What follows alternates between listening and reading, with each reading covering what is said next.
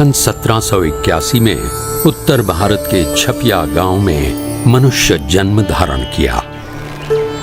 छपिया और अयोध्या की भूमि को दिव्य बाल चरित्रों से पावन करके वे नीलकंठ वर्णी के रूप में निकल पड़े अपने मौलिक दर्शन से विश्व के असंख्य जीवों का कल्याण करने हेतु एक कल्याण यात्रा पर। अयोध्या से नैमिषारण्य, हरिद्वार, श्रीपुर, केदारनाथ, बद्रीनाथ, बद्रीवन आदि से होते हुए वे तिब्बत में मानसरोवर पधारे।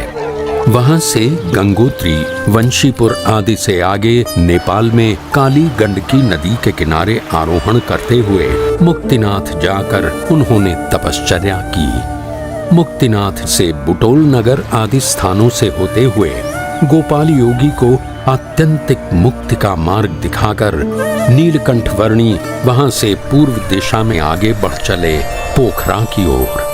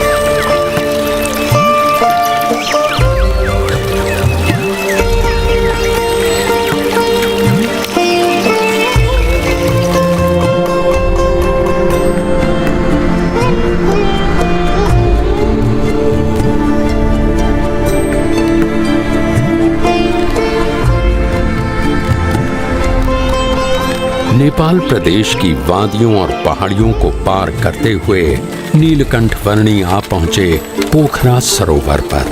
नर्तनु है नैया केवट हरि नाम, संतन संग प्रभु भजो मिले परम धाम। नर्तनु है नैया केवट हरि नाम, संतन संग प्रभु भजो मिले परम धाम। पोखरा की सेती गंगा नदी में स्नान कर उसे पावन करके नीलकंठ वर्णी आगे बढ़ चले। मध्य में सूर्य रहता है और उस सूर्य के चारों ओर अलग अलग ग्रह परिभ्रमण करते रहते हैं। कई नगरों, पहाड़ों और वनों को पार करते हुए नीलकंठ वर्णी आ पहुंचे धार्मिक स्मारकों के लिए प्रख्यात नगर काठमांडू में।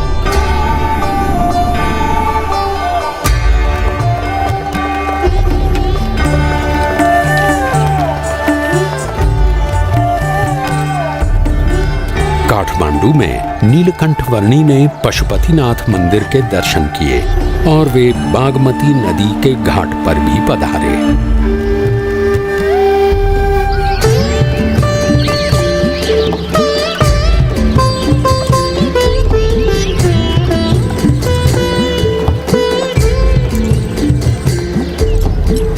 वैभवी नगरी काठमांडू के कई स्थानों पर होते हुए कुछ साधु संतों के समुदाय के साथ नीलकंठ वर्णी वहां के राजा के महल में आ पहुंचे।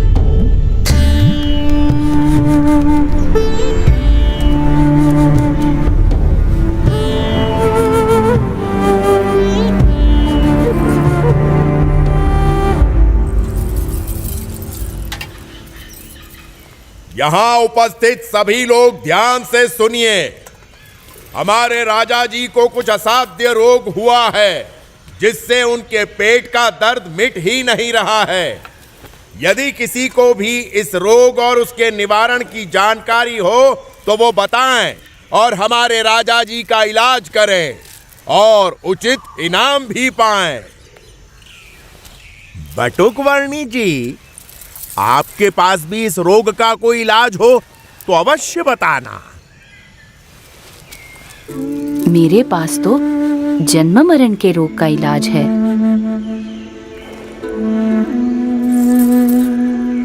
सोच समझकर बोलना बालक।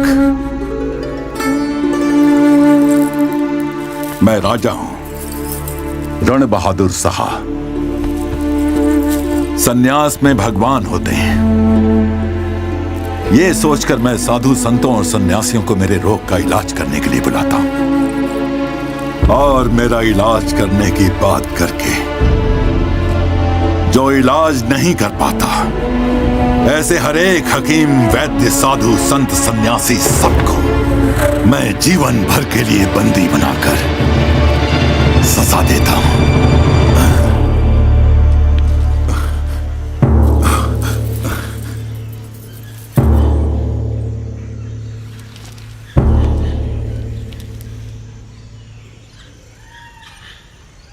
वही तो आप भूल कर बैठते हैं राजन। अपने कर्मों की सजा दूसरों को देकर इस जन्म में या पिछले जन्मों में आपने स्वयं जो बुरे कर्म किए हैं, उनके फलस्वरूप आपको ये रोग मिला हुआ है। ऐसी बातें मेरे मुंह पे कर रहे हो, तुम्हें डर नहीं लगता? सत्य बात को सुचारू रूप से कहने में डर कैसा राजन? अभी भी आप निर्दोष लोगों को दंड देकर अधिक बुरे कर्मों का संचय ही कर रहे हैं, जिनके फल भी आपको भुगतने पड़ेंगे।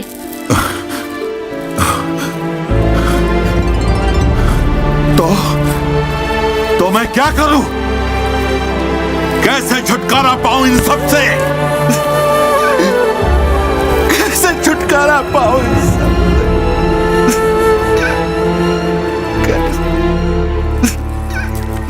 जो भी दुख आए उसे अपना प्रारब्ध और अपने कर्मों का फल समझकर और परमात्मा की इच्छा समझकर अपना लो।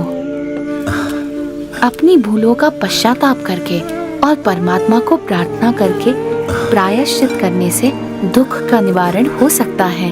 परमात्मा को तो मैं नहीं जानता, पर मैं आपसे प्रार्थना करता हूं कि आप मुझे इन दुखों से उबारिए। आप जो कहेंगे वो मैं करूंगा।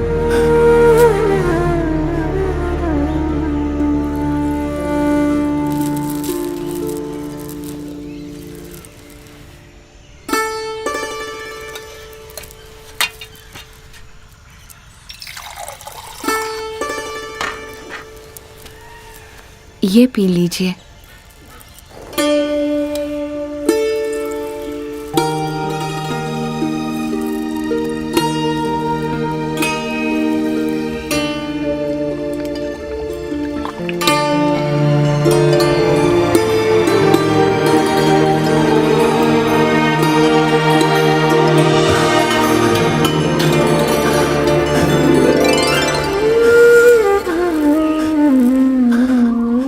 ऐसी राहत की अनुभूति मुझे आज तक नहीं हुई प्रभु।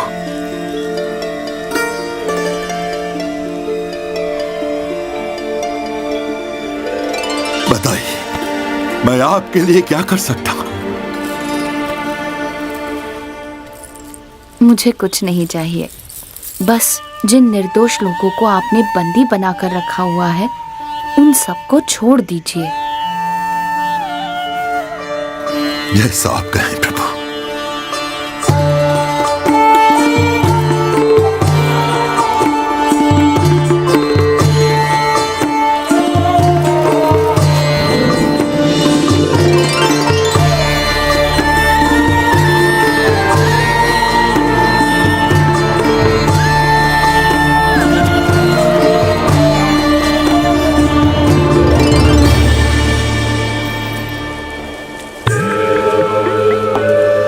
काठमांडू से आगे उत्तरी नेपाल प्रदेश में यात्रा करते हुए नीलकंठ वर्णी ने तिब्बत प्रदेश एवं चीन प्रदेश की ओर दृष्टि की और वहां से पूर्व दिशा में आगे बढ़ते हुए वे वराह तीर्थ आ पहुँचे। जीवन भर सदाचार पूर्वक सेवा के अच्छे कार्य करते रहना वह अच्छी बात है, परंतु वह आत्यंतिक मोक्ष के लिए पर्याप्त नहीं है। मोक्ष के लिए तो सच्चे ब्रह्म स्वरूप गुरु से सनातन मूल्यों का ज्ञान पाकर उसे अपनाना होगा। ओम गंगे च यमुने चैव गोदावरी सरस्वती नर्मदे सिंधु कावेरी जलेस्मिन् सन्निधिं कुरु।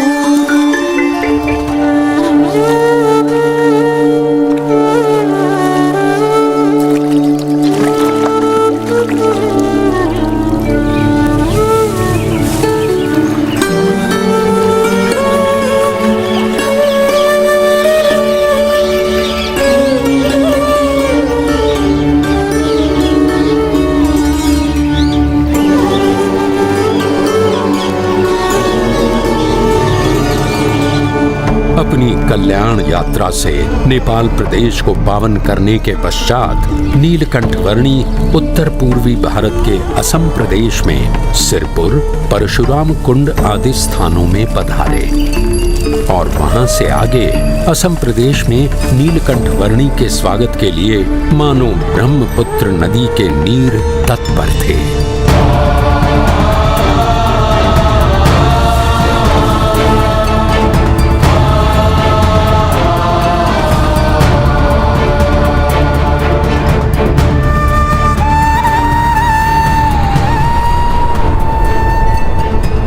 ब्रह्मपुत्र नदी को पार करके नीलकंठ वर्णी आ पहुंचे असम के कामाक्षी तीर्थ में।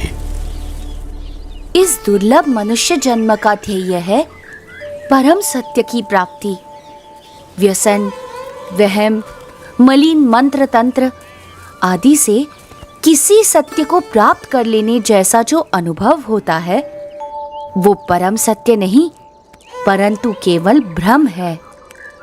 परम सत्य तो केवल एक ही है जो जन्म मरण के चक्कर से मुक्त करके आत्यंतिक मोक्ष प्राप्त करवाता है।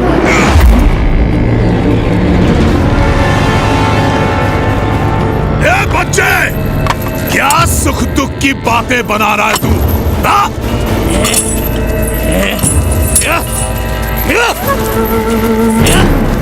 अरे यहाँ मेरे साम्राज्य में सबके लिए केवल एक ही वस्तु प्राप्त है और वो है सुख, सुख और सुख। समझा तू? सुख या सुख का भ्रम? सुख, केवल सुख, केवल सुख। एक सच्चे उपासक की तरह उपासना करके हर एक सुख को सिद्ध किया है मैंने और गले तक मदिरा का पान करके उन हर एक सुख के नशे में रहता हूं मैं। इसीलिए पी बैक कहलाता हूं मैं, पी बैक।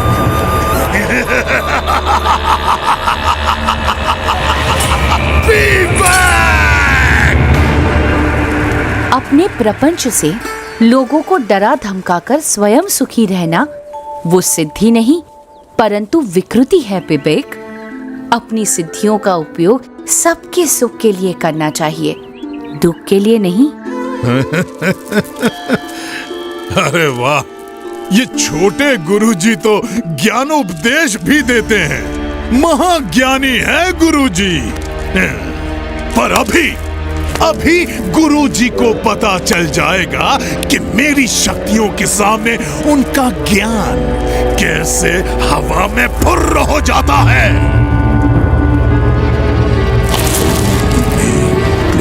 फट। ओम ह्रीं क्लीं फट। ओम ह्रीं क्लीं फट। ये देख मेरी शक्ति छोकरे, ये देख।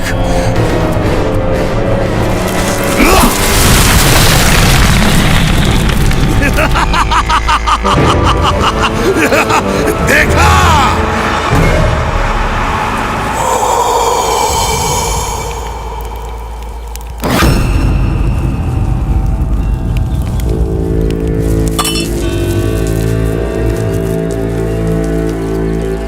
घबराइए मत, परमात्मा की दिव्य शक्ति पर भरोसा रखिए, उनका दृढ़ आश्रय रखिए। तो इसकी मलिन विद्या की शक्ति अपने आप असमर्थ हो जाएगी, आपको कुछ भी नहीं कर पाएगी। ये छोकरे, मेरे शिष्यों को मेरे ही विरुद्ध भड़का रहा है तू? भड़का नहीं रहा हूँ, पर जगा रहा हूँ, क्योंकि इस बेचारे वृक्ष की तरह ये सब भी निर्दोष हैं। अरे, तू उनकी छोड़ और अपनी सोच। तुम भी तो अपनी सोचो पिबेक। दूसरों के विनाश से स्वयं का विकास करने पर तुले हो तुम। ऐसे भोले भाले लोगों को मूर्ख बनाते हुए तुम इतने अंध हो गए हो कि स्वयं को भी मूर्ख बनता हुआ देख नहीं पा रहे हो। जरा सोचो पिबेक, तुम सब मोह माया का त्याग कर निकल पड़े थे, वो किस लिए? और अब कैसे स्वयं ही मोह माया में अंध हो चुके हो? कुछ तो अंतर्दृष्टि करो पिबेक।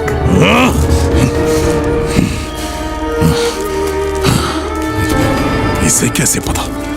वैसे मेरी भूल तो है, लेकिन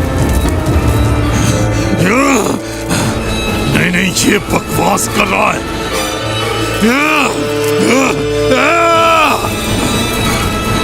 तू ऐसे नहीं समझेगा, अब तुझे मारना ही पड़ेगा।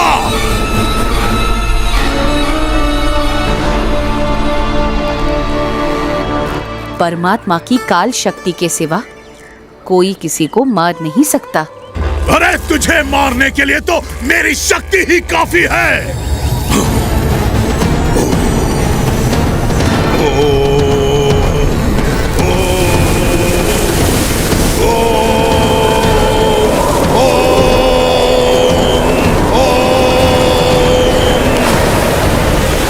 ये ले तेरी मृत्यु।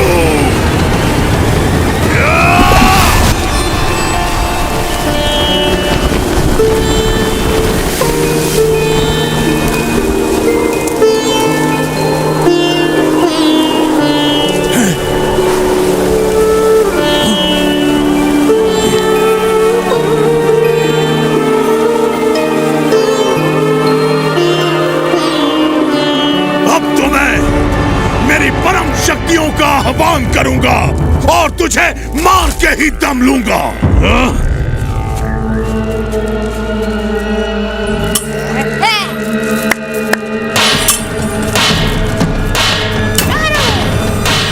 शक्तियों को बुलाओ, शक्तियों को मारो, शक्तियों को बुलाओ, शक्तियों को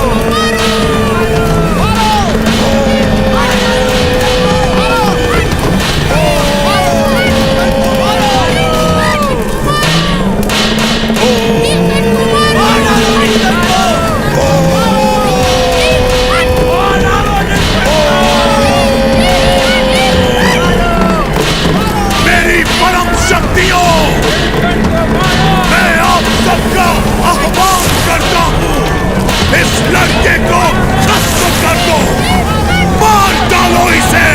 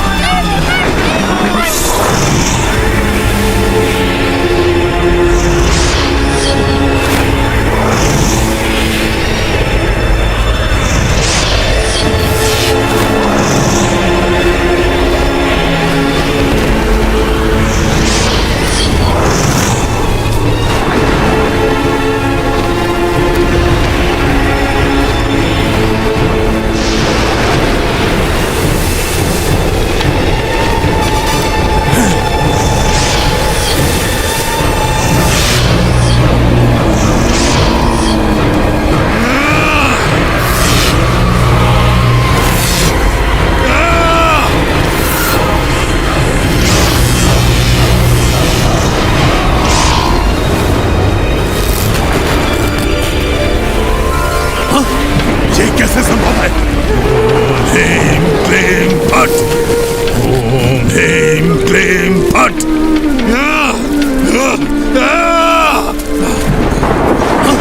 ये कैसे संभव है?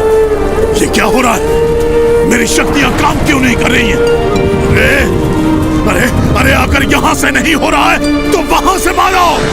अपनी सारी शक्ति लगा दो पर इसे खत्म कर दो। ये कैसे संभव है? मेरी शक्ति एक छोकरे के सामने हाथ जोड़कर बैठ गई है। नहीं, असंभव, असंभव। पता नहीं क्यों पर आज तो तू बच गया, पर कल मैं मेरी सभी शक्तियों को जागृत करके आऊंगा और तेरा नाश करके ही दम लूंगा। तुझे नहीं छोड़ूंगा मैं। छोकरे, कल तक का इंतजार और तेरा सर्वनाश।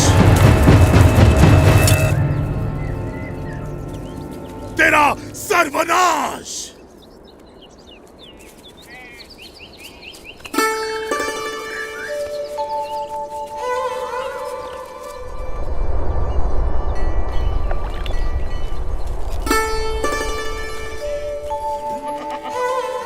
धर्म का आचरण छोड़कर अधर्म का आचरण करने के लिए बहाने तो 1000 मिल जाते हैं, पर यदि दृढ़ता से धर्म के मार्ग पर चलते रहेंगे तो माइक आकर्षणों पर गिरने से बच जाएंगे, अधर्म से बच जाएंगे।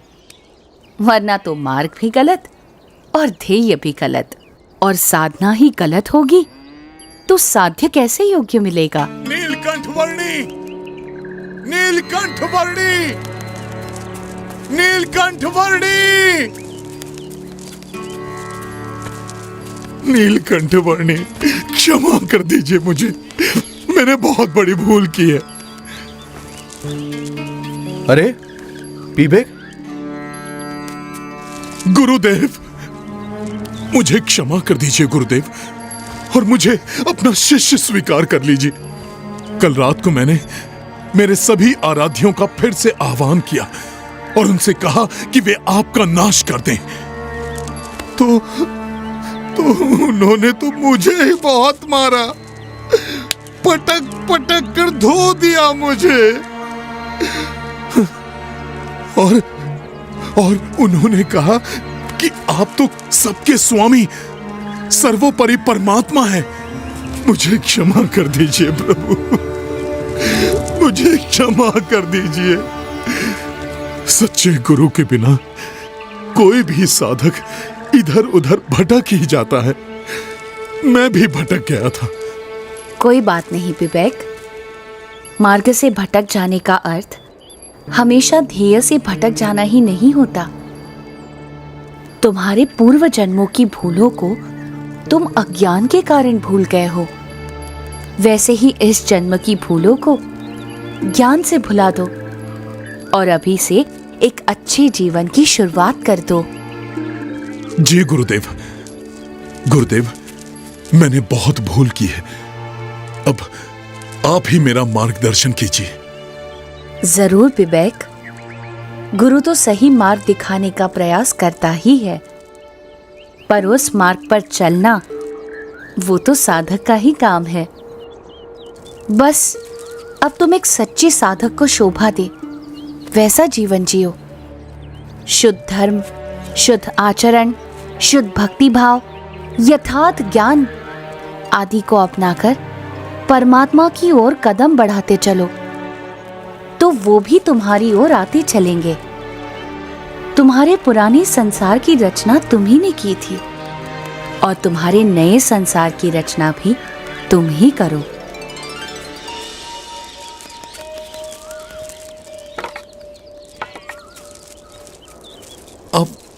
आप कहां चल दिए गुरुदेव?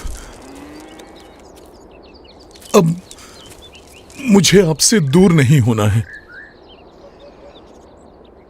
जहां प्रेम है वहां दूरी कैसी? और भौतिक दूरी बढ़ने से हृदय की निकटता मिट थोड़ी ना जाएगी। विवेक, गुरु की आज्ञा में रहना वो उनके साथ रहने के समान ही है। जी गुरुदेव, अब मेरा शेष जीवन आपकी आज्ञा के अनुसार ही बीतेगा। तो मैं सदैव तुम्हारे साथ रहूंगा। प्रणाम गुरुदेव।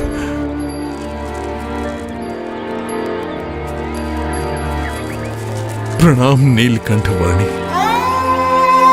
सच्चे गुरु की सच्ची संगति और उस संगति से आत्यंतिक मोक्ष की प्राप्ति, साक्षात परमात्मा की प्राप्ति, परम कल्याण के इस परम संदेश को फैलाने के लिए अपने अगले पड़ावों की ओर नीलकंठ वर्णी आगे बढ़ चले, असम के घने वनों से होते हुए।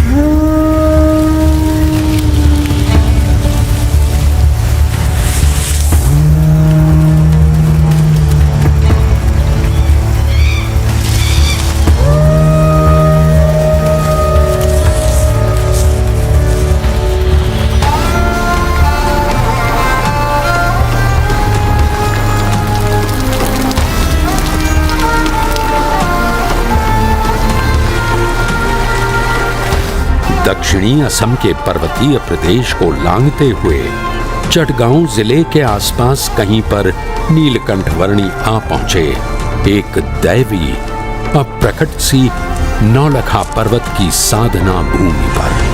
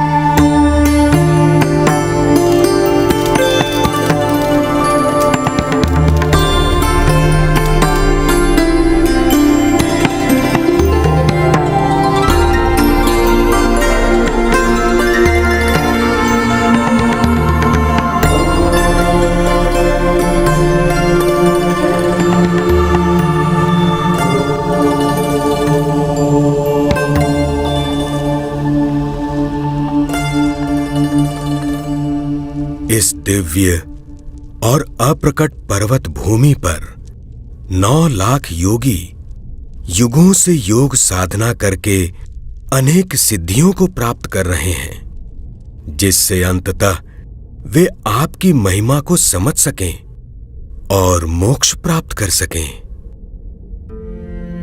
सिद्धियों की प्राप्ति हेतु योग साधना करने से अनेक सिद्धियां प्राप्त हो सकती हैं, पर उन सिद्धियों के प्रति जो लगाव बना रहता है वह परमात्मा की भक्ति में से विचलित कर देता है, और आत्यंतिक मोक्ष तो यथार्थ दास भाव से परमात्मा की भक्ति करने से ही होता है।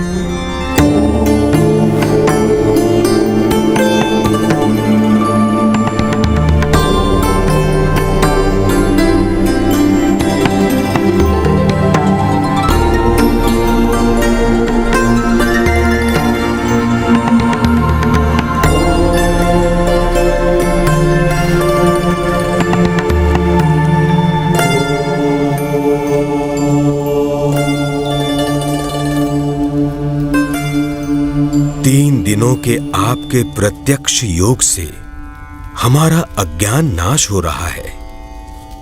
हम अपने प्राणों को षट चक्रों में प्रसारित करके किसी भी सिद्धि को प्राप्त कर लें, उससे भी अधिक यह है कि हम हर प्रकार से आप जो परमात्मा हैं उनमें जुड़ जाएं।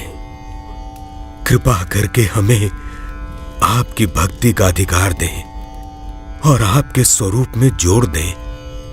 आप सभी का आत्यंतिक मोक्ष के मार्ग पर प्रयाण हो।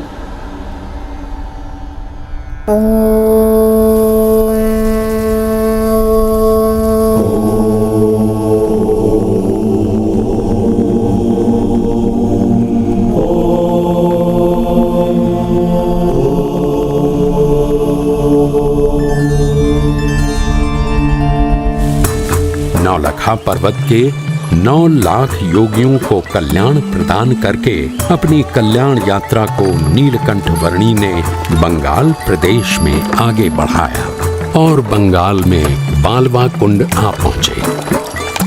कुछ दिन बालवा कुंड प्रदेश में बिताकर नीलकंठ वर्णी ने अपनी कल्याण यात्रा को आगे बढ़ाया सुंदरवन के प्रदेश में।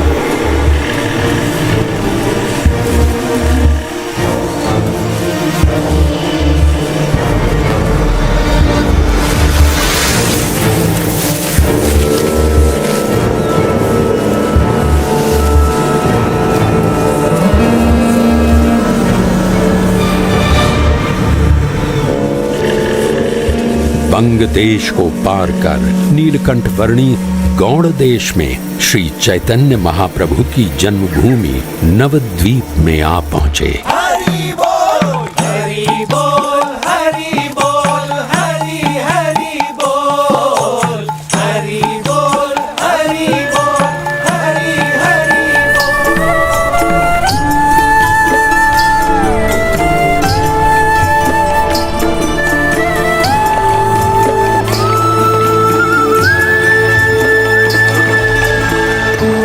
गंगा और सागर का जहां मिलन होता है, उस पवित्र तीर्थ गंगा सागर की ओर नीलकंठ वर्णी बढ़ चले।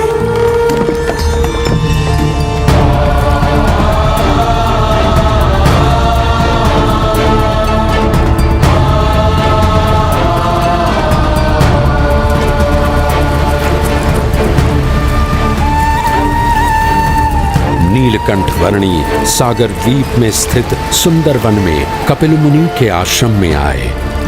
यहाँ कपिल मुनि द्वारा रचित सांख्य शास्त्र का समन्वय सनातन वैदिक धर्म के एक मौलिक दर्शन के साथ करने का जैसे उन्होंने संकल्प लिया और वहां से पूर्वी भारत के उड़ीसा प्रदेश में आ पहुंचे।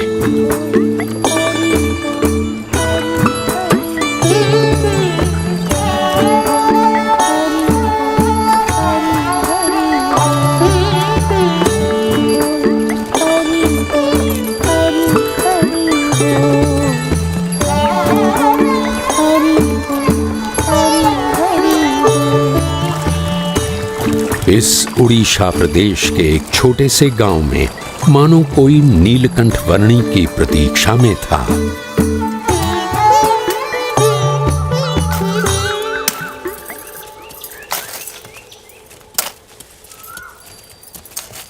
जयराम भैया, उन्होंने कहा कि संसार व्यवहार के सारे कर्तव्यों को निभाते हुए भी अपनी चित्त की वृत्ति भगवान में रखे रहोगे तो आपका गृहस्थाश्रम श्रेष्ठ होगा।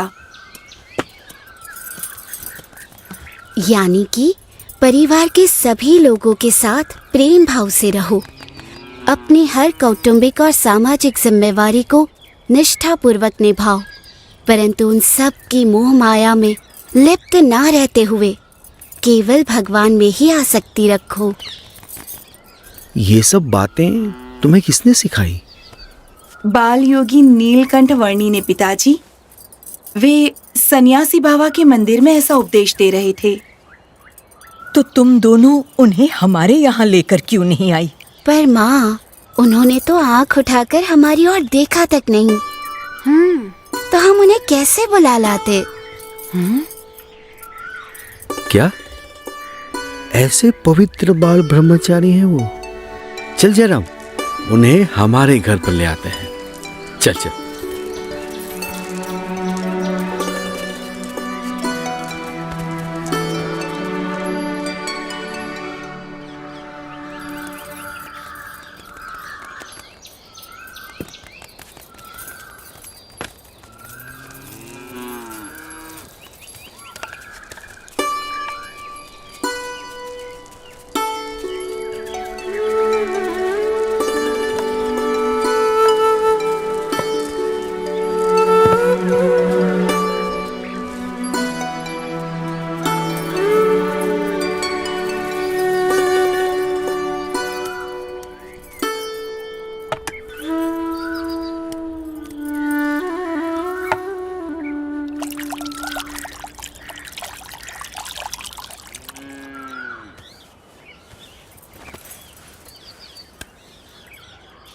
ये कमल ककड़ी लीजिए, ताज़ी हैं।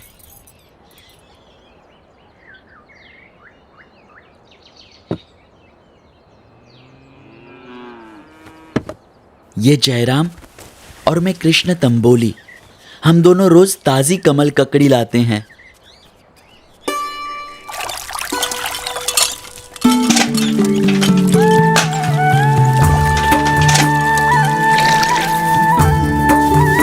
दैनिक दिनचर्या में व्यस्त रहते हुए भी प्रभु भक्ति में लीन रहा जा सकता है और ऐसे निरंतर भक्ति करने से बुद्धि शुद्ध होती है। कलौ कीर्तनात्, कलियुग में भजन भक्ति से भगवान का सानिध्य मिलता है।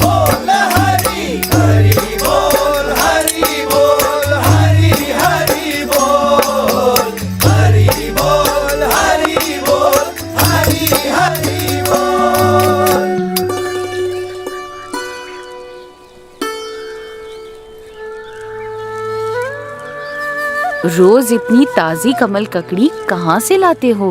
क्या मुझे भी उस जगह ले चलोगे? हाँ, आज शाम को ही चलेंगे। आपको हमारे साथ बड़ा मजा आएगा।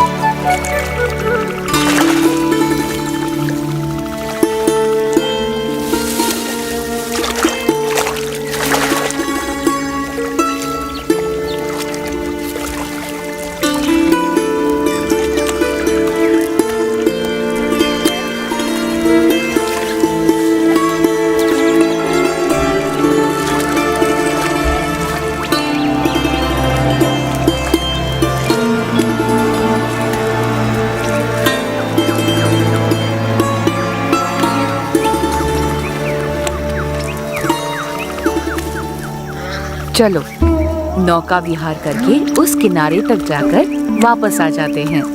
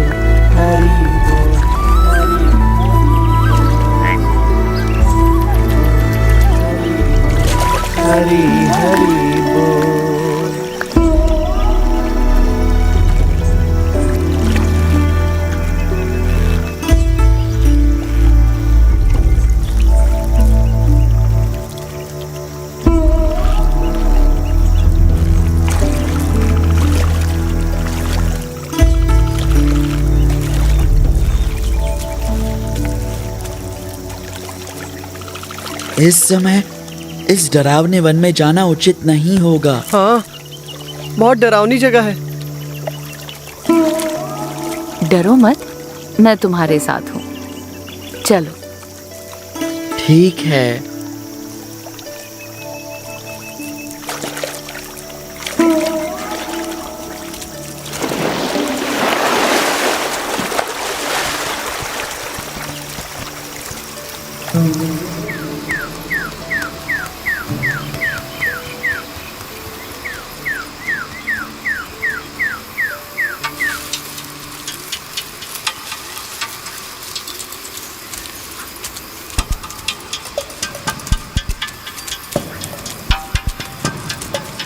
समझ में नहीं आ रहा कि आप कर क्या रहे हैं नीलकंठवर्णी, और हमें कहाँ ले जा रहे हैं।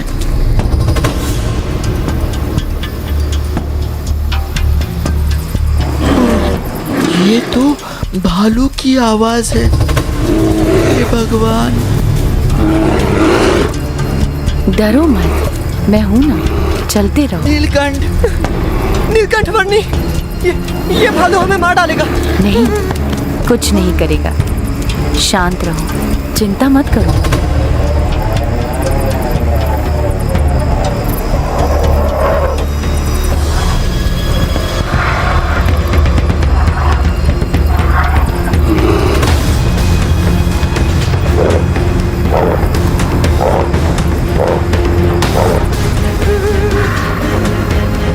ये तो हमारे रास्ते का है। हे भगवान, ये भालू हमें मार डालेगा।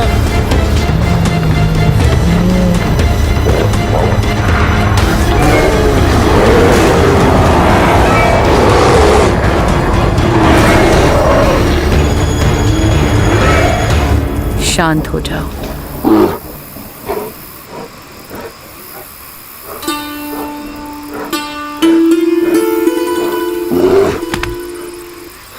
हाँ? ये कैसे हो सकता है? हाँ? चिंतित मत रहो, तुम्हारा कल्याण अवश्य होगा। हाँ? हाँ? अब जाओ।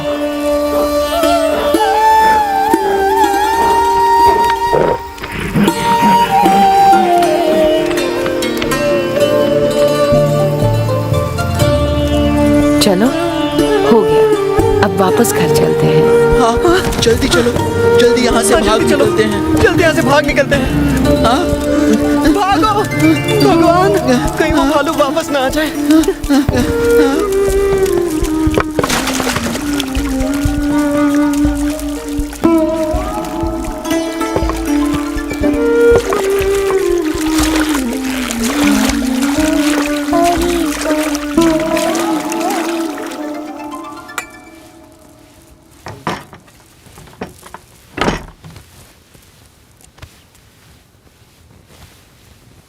अच्छा, तो आपको पता था कि वो भालू वहां था?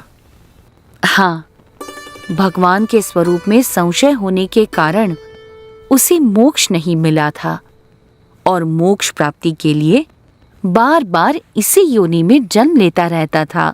तो अब भालू का देह त्याग कर उसे मनुष्य जन्म मिलेगा। उसे मेरा योग होगा और उसका आत्यंतिक मोक्ष होगा। अच्छा, तो आप उस भालू का कल्याण करने के लिए यहाँ आए थे? हाँ, सबके कल्याण के लिए ही तो मेरी यात्रा है। तो फिर हमारा भी कल्याण जरूर करना प्रभु, करोगे ना? हाँ, आपकी मति शुभ है तो कल्याण होगा। मुझे तो पहले से लग रहा था कि आप कोई दिव्य प्रतिभा हैं। प्रणाम। कृपया जयराम को स्वीकार कर आपके साथ रख लीजिए, आपका दास बनाकर। जयराम दास।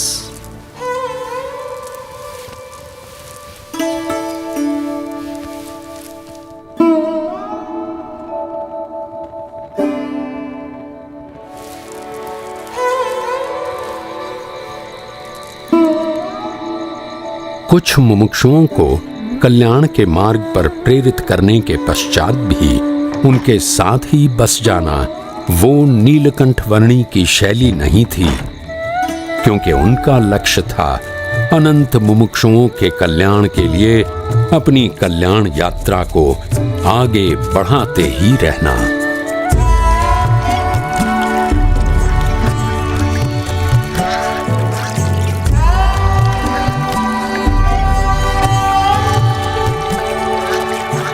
उड़ीसा प्रदेश में नीलकंठवर्णी अपनी कल्याण यात्रा को आगे बढ़ाते रहे। मार्ग में सदा व्रतों से जो कुछ भी मिले उससे निर्वाह कर लेते हुए जो कोई भी मिल जाए उसके लिए परम कल्याण का मार्ग प्रशस्त करते हुए और निज स्वरूप के निजानंद में मग्न रहते हुए।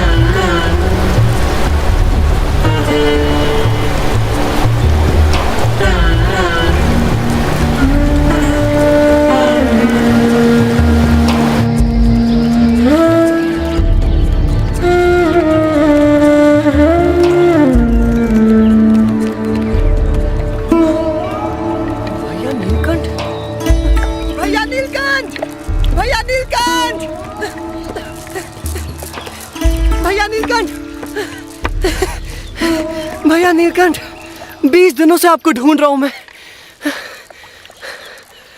आपके चले जाने से मेरा परिवार बहुत दुखी है। मुझे उनके साथ रहना है और आपके बिना नहीं रहना है। तो घर चलो, आप चलो।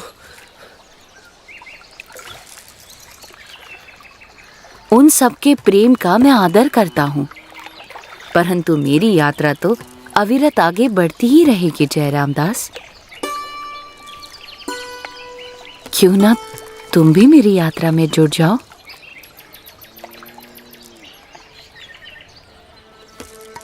जयराम दास, मैं जानता हूं कि तुम पूर्व के मुमुक्षु जीव हो, इसीलिए कह रहा हूं कि संसार के नाशवंत और माइक संबंधों को छोड़ दो और उसे पकड़ लो जो माया से परे है।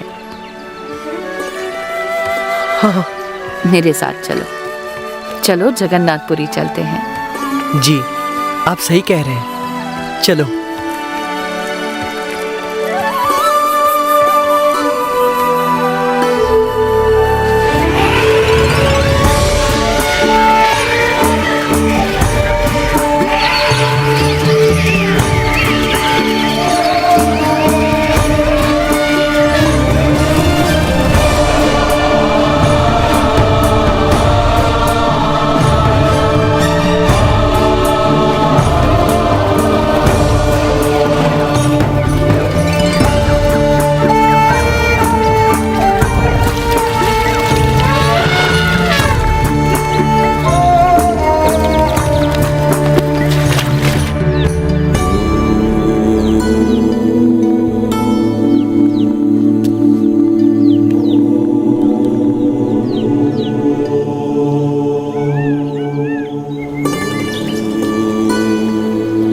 आ जाओ, जिसको भी भुवनेश्वर जाना है मेरी नाव में बैठकर जा सकता है। अरे भाई, नाव का किराया थोड़ा कम कर दो। नहीं करूंगा, दूसरे के पास चले जाओ। ठीक है, तो फिर हम दूसरी नाव में भुवनेश्वर जाएंगे। अरे केवट, भुवनेश्वर जाना हो मेरी नाव में आ सकता है। सुनो भैया, अरे भाई, सामान वो नाव वाला तो बहुत पैसे मांग रहा है। भुवनेश्वर तक जाने के लिए इतना सारा पैसा कौन देगा? अरे भाई केवट, नाव का किराया थोड़ा कम कर दो। इधर तुम्हारी नाव में बैठेंगे और थोड़ी ही देर में उधर भुवनेश्वर की ओर उतर जाएंगे। ले जाता हूँ। उसके लिए इतना ज्यादा दाम ठीक नहीं है। अरे नहीं नहीं भैया, इतना लोभ करोगे और सौदेबाजी करते रहोगे तो इसी किनारे पर रात बितानी पड़ेगी। चलो चलो, मैं तो नाव लेकर जा रहा हूँ। मैं तो एक पैसा भी कम नहीं करूँगा। आना है तो आओ, नहीं तो कोई बात नहीं। हाँ, नीलकंठ वर्णी मेरा इंतजार करते करते आखिर चले गए। हाँ, इतना लोभ नहीं करता तो भी नीलकंठ वर्णी के साथ नाव में होता।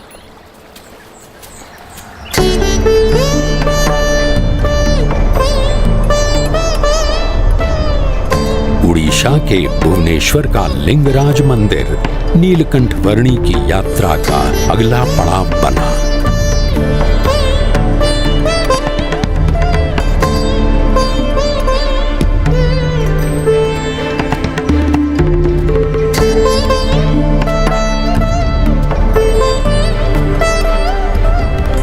भुवनेश्वर से दक्षिण में नीलकंठ वर्णी साक्षी गोपाल तीर्थ में पधारे।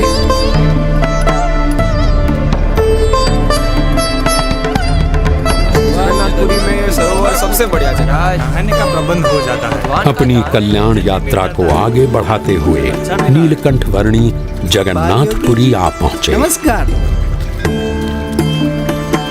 इंद्रधुम्न सरोवर यहाँ पर है, आइए सामने स्नान कर लीजिए। प्रणाम।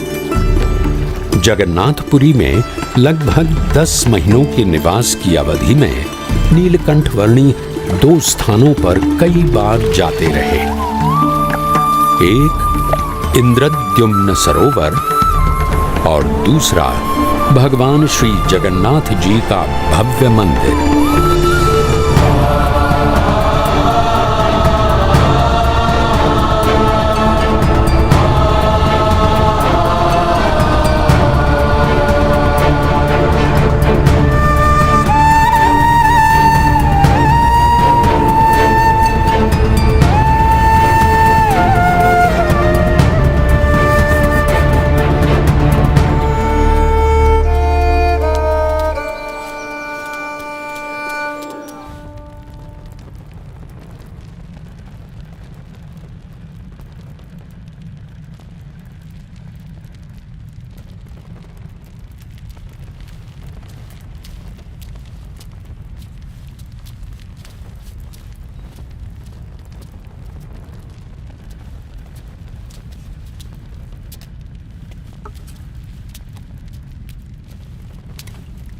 ये लीजिए भगवान जगन्नाथ जी का प्रसाद। मैं आपको हर रोज़ ये प्रसाद दूंगा।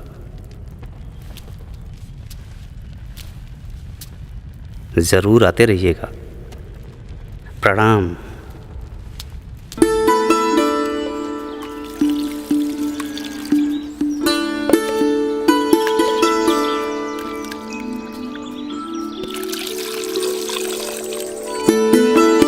अरे भाई हटो हटो जरा। अरे नीलकंठ वर्णी, मुझे विश्वास था कि आप यहाँ जगन्नाथपुरी में मिल जाएंगे। उधर 2 पैसों के लोभ में मैं आपको खो बैठा। अब मैं आपसे नहीं बिछड़ूंगा।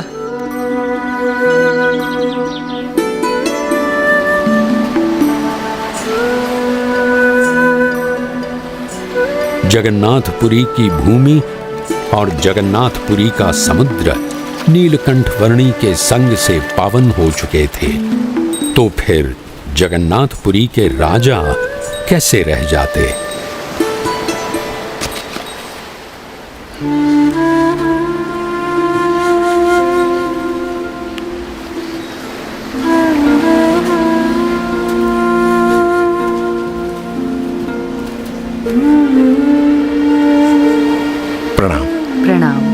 मैं जगन्नाथपुरी का राजा गजपति राजा दिव्य सिंह देव हूँ। जगन्नाथपुरी के मेरे साम्राज्य में आपकी दिव्य प्रतिभा के बारे में मैंने बहुत कुछ सुना है।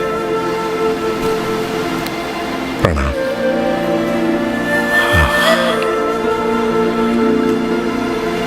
दिव्य,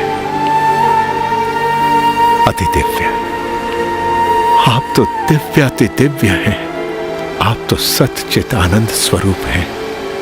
प्रभु, मेरी प्रार्थना है कि इस वर्ष के रथ यात्रा उत्सव में आपकी विशेष उपस्थिति हो जी, जिससे समग्र जगन्नाथपुरी के वासियों को आपके दर्शन का सौभाग्य मिले जी।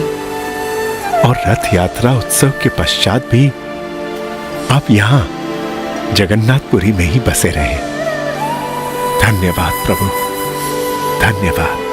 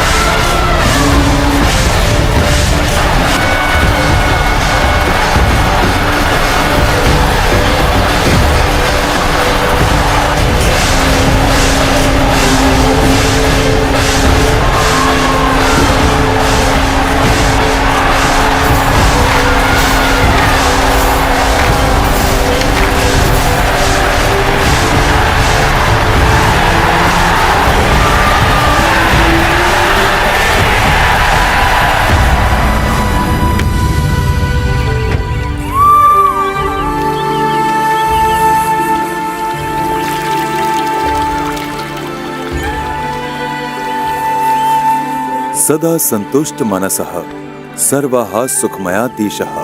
यदि संतोष पूर्वक जीवन जिएंगे तो सुखी रहेंगे।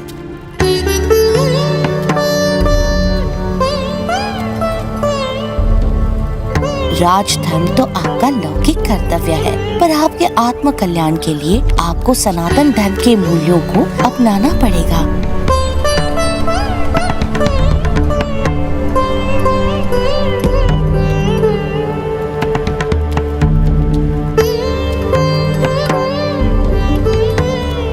पिछले 10 महीनों में कई बार जगन्नाथ जी के दर्शन आपके साथ किए हैं और आज वैसे दर्शन अंतिम बार किए।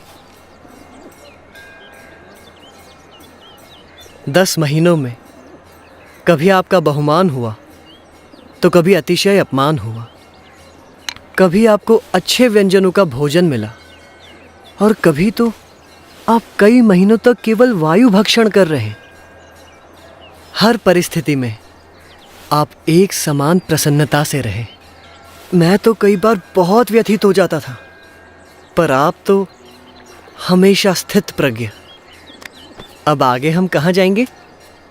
यहाँ से पश्चिम दिशा में महानदी है, उसी पार करके हम आदिकूर्म, पन्ना नृसिंह, मानसपुर आदि से होते हुए दक्षिण भारत में वेंकटाद्रि चलेंगे।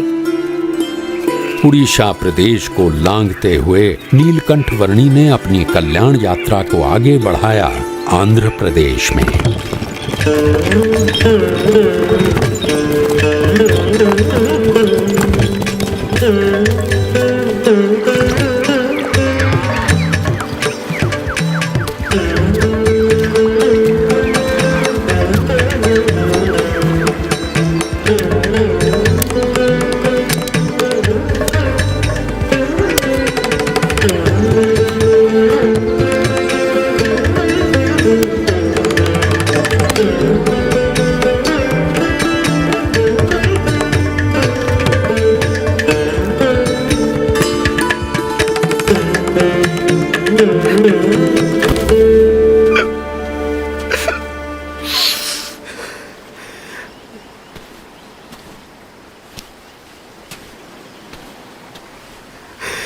मेरे माँ बाप की स्थिति अभी कैसी होगी?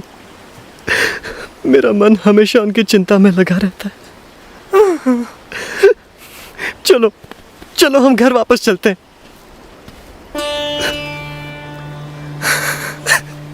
तो फिर मुझे जाने दो। उनके देहांत तक मैं उनकी सेवा करूंगा और बाद में आपके पास आ जाऊंगा। कोई बात नहीं जयराम दास, तुम जा सकते हो। पर मुझे आपसे सन्मुख भी रहना है। उनके प्रति मेरा मोह मुझे आपसे दूर कर रहा है। मैं असफल हो रहा हूं।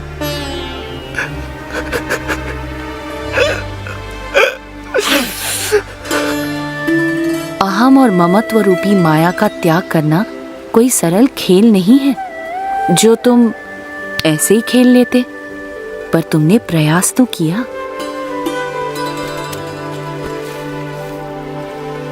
जी भैया। और हाँ, जब से तुम्हारे पिताजी ने तुम्हें मुझको सौंपा है, तब से तुम मेरे कहलाए हो। जी नीलकंठ। और जिसे एक बार मेरा संबंध हो जाता है और जो मेरा कहलाता है, उसे मैं छोड़ता नहीं हूँ और उसमें मैं तिल भर जितनी कसर भी रहने देता नहीं हूँ। तो चिंता मत करो। भविष्य में जब तुम्हें वैराग्य की वृत्ति जाग उठे, तब पश्चिम दिशा में गुजरात क्षेत्र में आकर मुझसे मिलना। मुझे तुम्हें साधु दीक्षा देकर तुमसे अच्छे कार्य करवाने हैं और तुम्हारा आत्यंतिक मोक्ष भी करना है।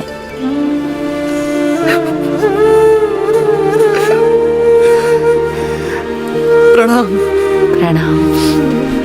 मुझे भूलिएगा मत।